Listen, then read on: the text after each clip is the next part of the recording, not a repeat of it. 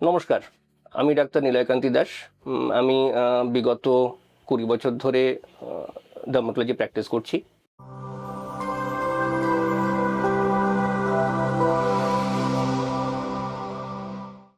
আজকে আমরা একটি বিষয় নিয়ে চর্চা করব, যেটা হলো ফাঙ্গাল ইনফেকশন বা বাংলায় যাকে বলে দাদ। এই দাদ এক সময় খুব নিরীহ একটা অসুখ ছিল, একটা মামুলি ওষুধ ভালো হয়ে যেত। কিন্তু বিগত কিছু বছর ধরে এই দাদ আর সহজে সারছে না। তার একটা বড় কারণ হলো এই দাদের জীবাণু মানে ফাঙ্গাস, এরা একটু রেজিস্ট্যান্ট হয়ে গেছে, মানে এক কথায় জাঁদরেল হয়ে গিয়েছে। এরা আর সহজে সারছে না।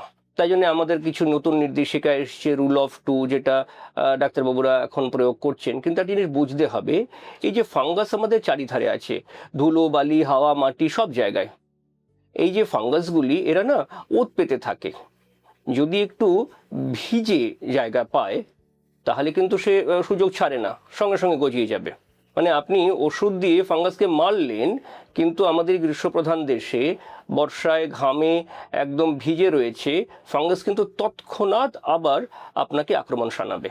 তাহলে যদি দাদ থেকে আপনাকে মুক্তি পেতে হয় তাহলে কিছু প্রতিরোধেরও জরুরি। সেইটা না করলে কিন্তু এই অসুখ থেকে নিরাময় খুব ডিফিকাল্ট। প্রতিরোধ কি করে করবেন? প্রথমত হলো, যেখানে ঘাম জমে থাকে সেই জায়গাগুলোকে ভালো করে ধুয়ে মুছে রাখা। এবার অনেকের অভ্যেস থাকে যে স্নানের পরে ভালো করে গা হাত পা মুছেন না, সেটা কিন্তু লক্ষ্য নিতে হবে যে ভালো করে গা হাত পা মুছে নেবেন। এবার আমরা যে ওষুধ দিচ্ছি সেগুলো তো দেহের জীবাণুটিকে ধ্বংস করছে। জামা কাপড়ে যে জীবাণুটি লেগে আছে সেটা তো ওষুধে যাচ্ছে না। তাহলে আপনাকে যেটা করতে হবে যে জামা কাপড় যেটা ভিজে থাকলো সেটা যত তাড়াতাড়ি সম্ভব বদল করা, দরকার হলে 2-3 বার করে বা তারও বেশি। যে জামা কাপড়গুলো বদল করা হলো সেগুলোকে ভালো করে ধুয়ে সেগুলোকে রোদ্রে শুকোনো। ধরুন কোনো দিন রোদ নেই, মেঘলা আকাশ, তাহলে সেদিন একটু ইস্ত্রি করে নেবেন।